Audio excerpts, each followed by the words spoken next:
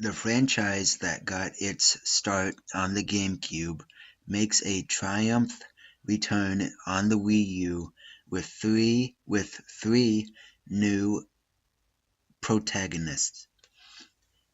You will once again use your Pikmin to solve puzzles as you take on various wildlife.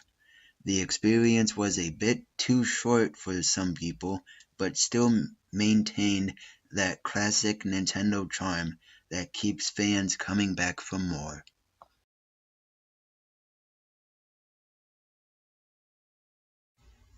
If cuteness counts, Yoshi's Woolly World blows out the Wii U's grading curve.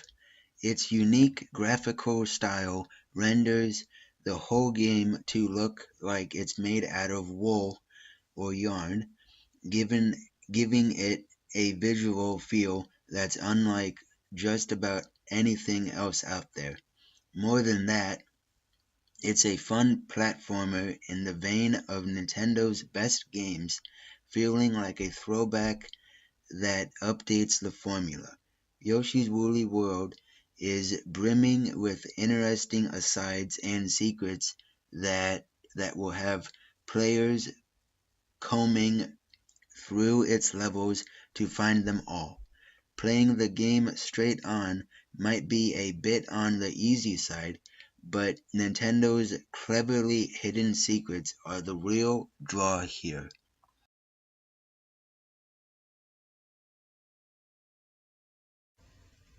New Super Mario Bros. U offers classic side-scrolling levels which up to 5 players can traverse at once.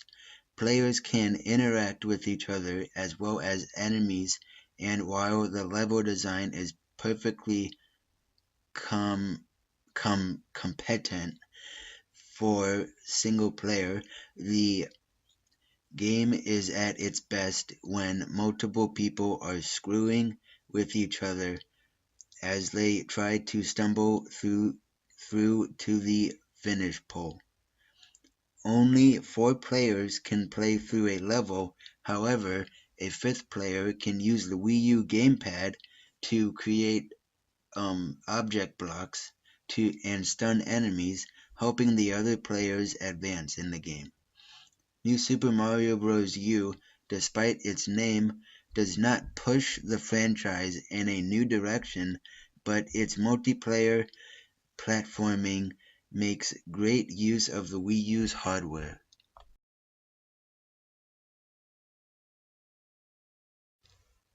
A follow-up to the popular Super Mario 3D Land for the Nintendo 3DS, Super Mario 3D World lets up to 4 players adventure through many large and increasingly complicated levels. There are 5 playable characters, each of whom runs and jumps differently, and many power-ups that can drastically alter what players are capable of. The cat suit, for example, allows players to climb walls and scratch enemies.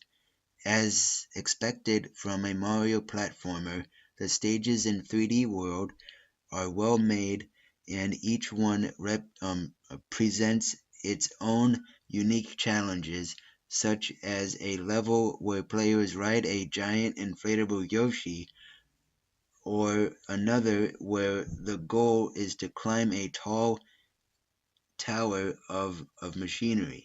The single player suffers a bit from the level design, however, as the specialist stages are built to accommodate 4-player chaos. Multiplayer platforming doesn't get much better than this.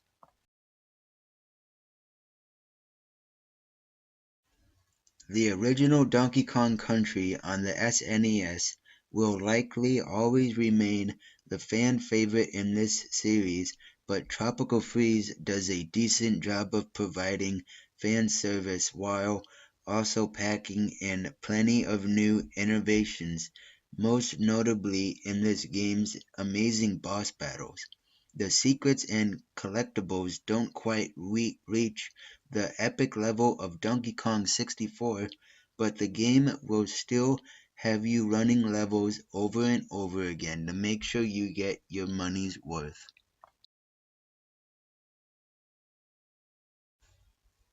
Few games have had as long a shelf life as the original Super Mario Bros. Trilogy.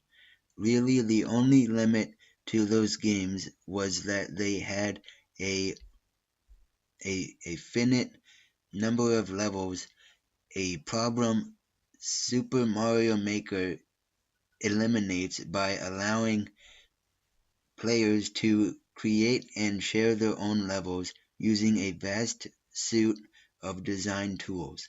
Players can use the Wii U gamepad to craft their levels, dragging and dropping items, enemies, and environmental hazards. The touchscreen controls feel intuitive, and the level design screen resembles a sheet of grid paper, a small touch that gives players a good sense of the size and orientation of every object. You can also download and play levels made by other players, all of which are sorted into various difficulty tiers or tiers. While Super Mario Maker's search tools and metadata could be more robust, there is no shortage of breezy though, and downright weird levels to explore. If you only ever buy one Wii U game, make it this one. The Wii U was designed with local multiplayer in mind, and there are few games better for a group of friends crammed onto a couch than Mario Kart 8.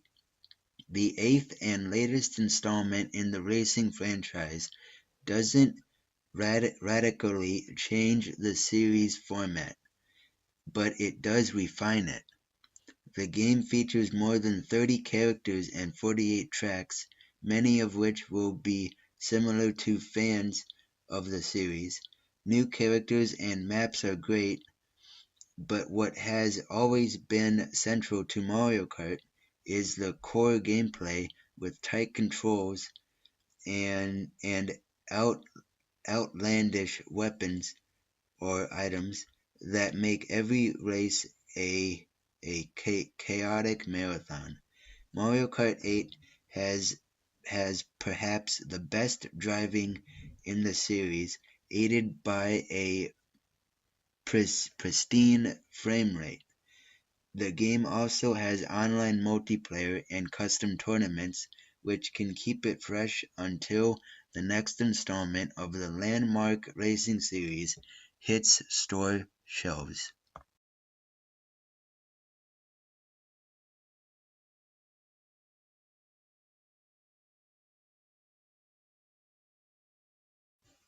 Although Nintendo takes a lot of flack for its over-reliance on on tentpole franchises like Mario and Zelda, the company does from time to time produce something new and interesting. On the Wii U, that game is Splatoon, a team-based shooter that takes a classic genre and filters it through Nintendo's stylish, whimsical prism.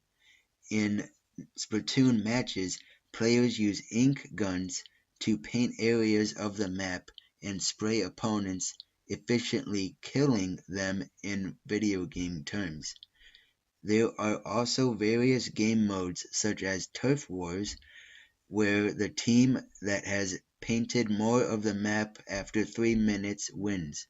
Splatoon's visuals are gorgeous, with bright colors and cartoony character designs that contrast sharply with the gritty realism of many third-person shooters.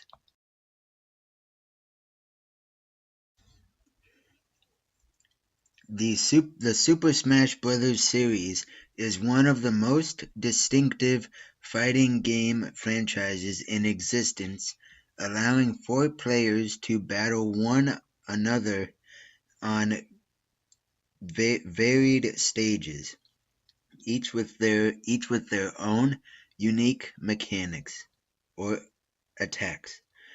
The latest installment for Wii U doesn't rock the boat, but it does make some neat adjustments to keep the series alive.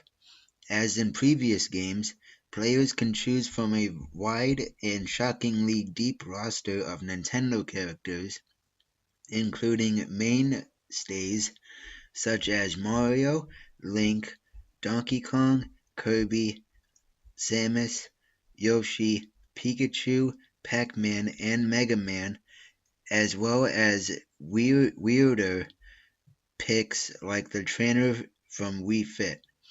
Although Super Smash Bros. Is more accessible than the average fighting game, there is still plenty of depth to its systems. It's great for fans of hardcore fighting games and casual game enthusiasts alike.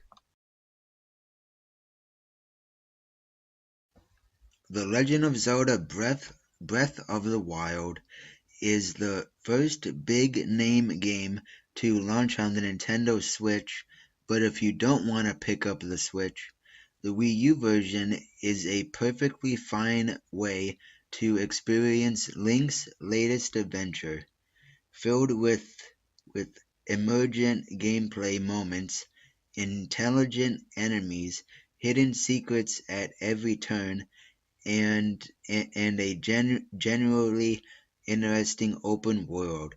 Breath of the Wild is unlike any other Zelda game that came before it. It features full voice acting, a more mature narrative or story, and a minimalist piano-heavy score help to create the most fully realized version of Hyrule to date, and the numerous new weapons and armor sets available to players means that everyone's experience will be a little different. Is it better than Ocarina of Time? Us Nintendo fans aren't sure, but it's better than just about everything else on the Wii U. Thank you guys so much for watching. I really appreciate all of your support. And don't forget to Super Smash Bros. That like button and um and and hit that subscribe button and comment and share, and I will see you guys in the next video. Bye.